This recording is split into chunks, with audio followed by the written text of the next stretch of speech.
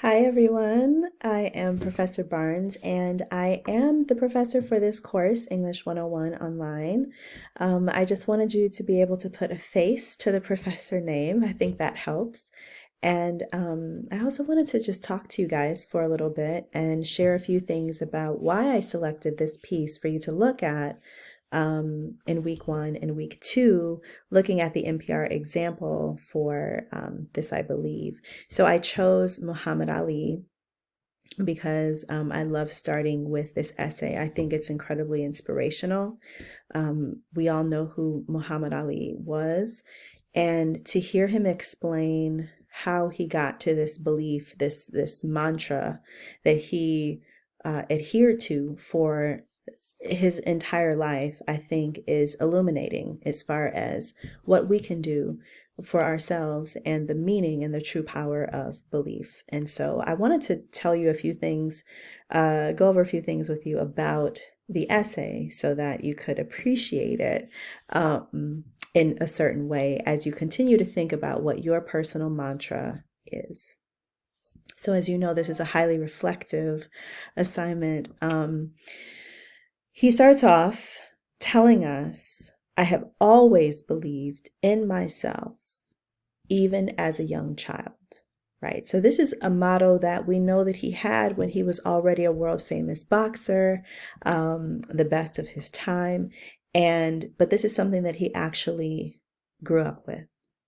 And at the end of this paragraph here, I'm going to highlight what I'm going to read to you. He says, I knew when I made the challenge that I would win. I never even thought of losing.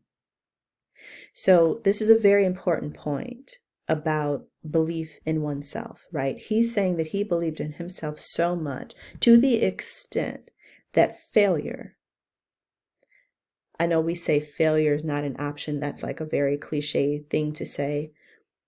It wasn't even that. It was failure is not even a consideration. Failure is not even real to him. And I think that's a really powerful notion.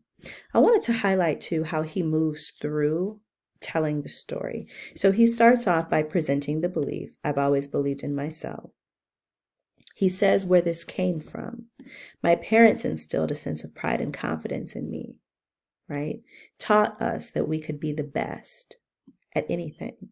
And I believed them, right? And so then he goes from that to transitioning to in high school, I boasted weekly that one day I was going to be the heavyweight champion of the world. So, and by the time he got to high school, he knew what he wanted to do and he had set this goal for himself. And by the end of that paragraph, he says, when I proclaimed I was the greatest of all time, I believed in myself, and I still do. I love what he says here just before that. I could see it.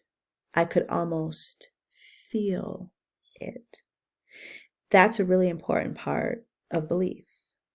When you truly believe something, it's real to you, even if no one else can see it. Even if it's not real to anyone else, it doesn't matter.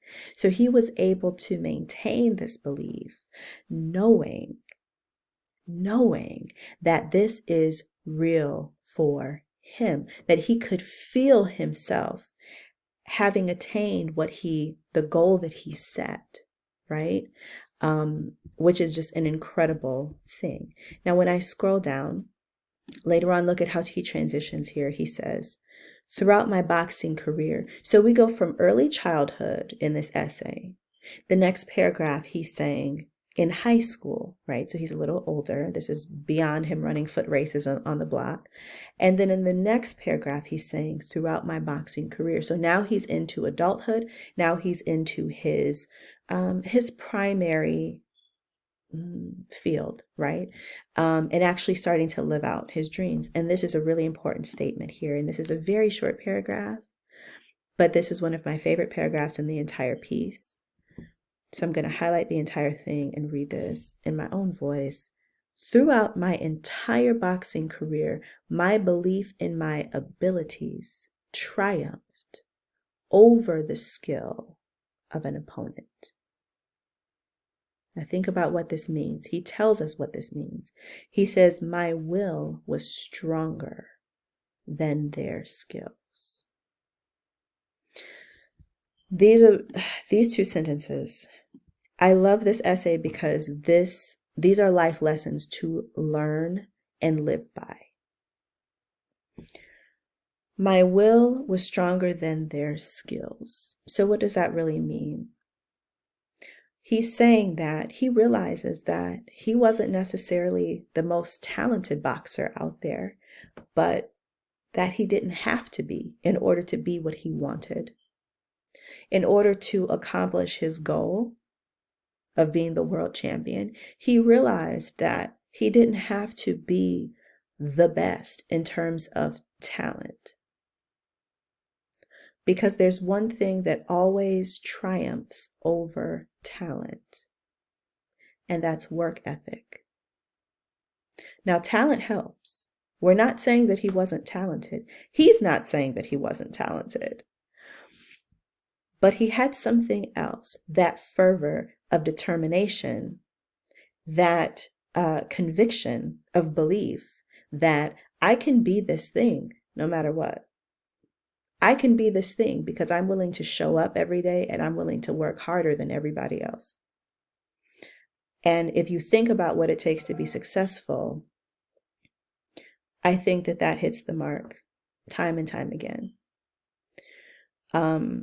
I love to think that talent always wins, but the reality is that it doesn't. Work ethic always wins. Because in working hard, in continuing on in your training and the perfecting of your craft, whatever that thing may be, in becoming a master of that skill, you are doing something that many talented people are not willing to do.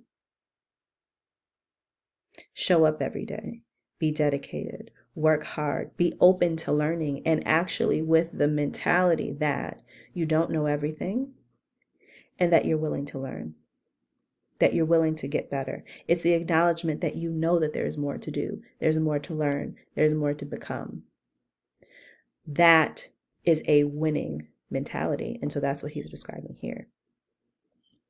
He realizes that his will, his belief in himself, his determination was stronger than any talent he would see out there.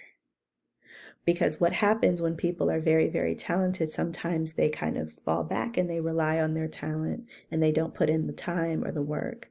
And he wasn't that person. He said, I'm going to put in the time and the effort. And then it transitions. So do you see how the essay is kind of divided into two sections here? So the first half of the essay, he's setting up the belief. He's telling us how he got the belief, how he learned it, how he came to believe it, how he applied it in his early life.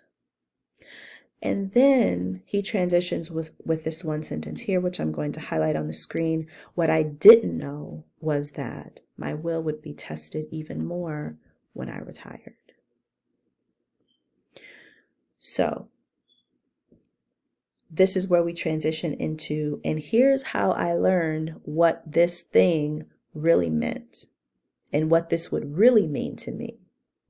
And then we get this. In 1984, I was conclusively diagnosed with Parkinson's disease. And he expresses it. Now imagine this, because he's an elite athlete, right? World champion, boxer. And the one thing that he's always been able to be a master of is his own body. His body functions, right? And he says, if there's anything that would strike at the core of my confidence in myself, it would be this insidious disease. This would be the thing that would be the only opponent, right? His only true worthy opponent, the one thing that could threaten the very core of who he identifies as being. And he says, but my confidence and will to continue to live life as I choose won't be compromised. Then he tells the story of how he was asked to light the cauldron at the Summer Olympic Games. I remember this in 1996 in Atlanta. he struggled to hold the torch over his head because of his tremors. And then this was a beautiful moment. He heard a rumble come from the stadium that became a pounding roar and then turned into a deafening applause. So at this point, now he's hearing the world acknowledging, this is who you are.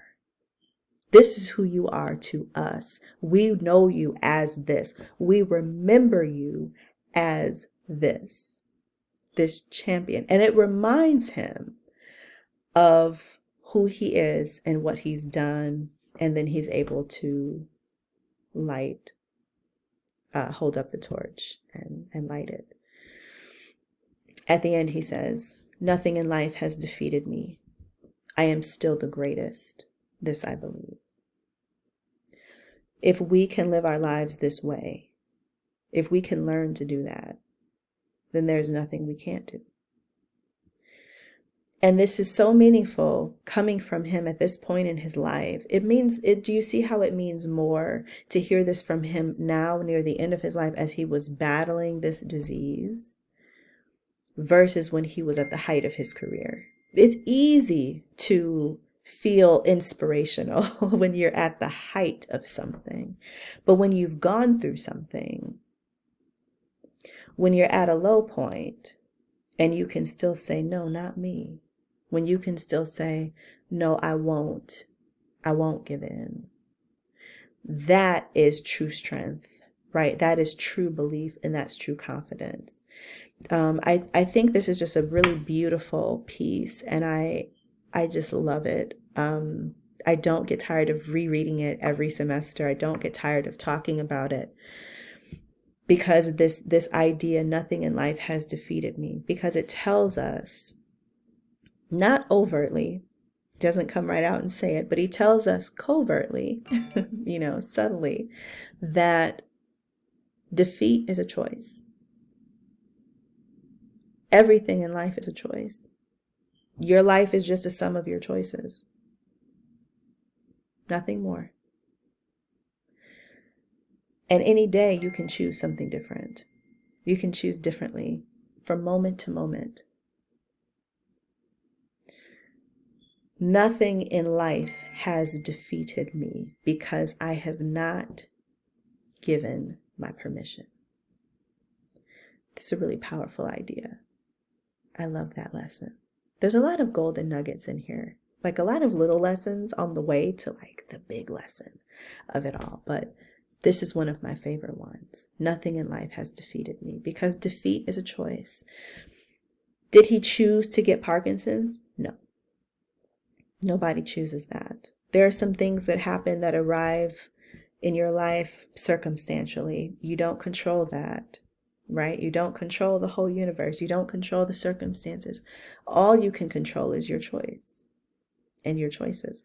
So he gets Parkinson's and he chooses to live the same way that he's always lived. He chooses to say, no, I don't concede to this defeat. I didn't concede to any of my opponents. I didn't concede to any of my challengers, and I won't concede to this. My will was stronger, right? Not only than the skills of my opponents, but my will was stronger than anything I meet out in the world that does not support the path that I'm on. My will, his will, was stronger than Parkinson's disease. That's so powerful. That's so powerful. So the question that I've raised to you is this. If we were in class, this is how I would talk about the essay.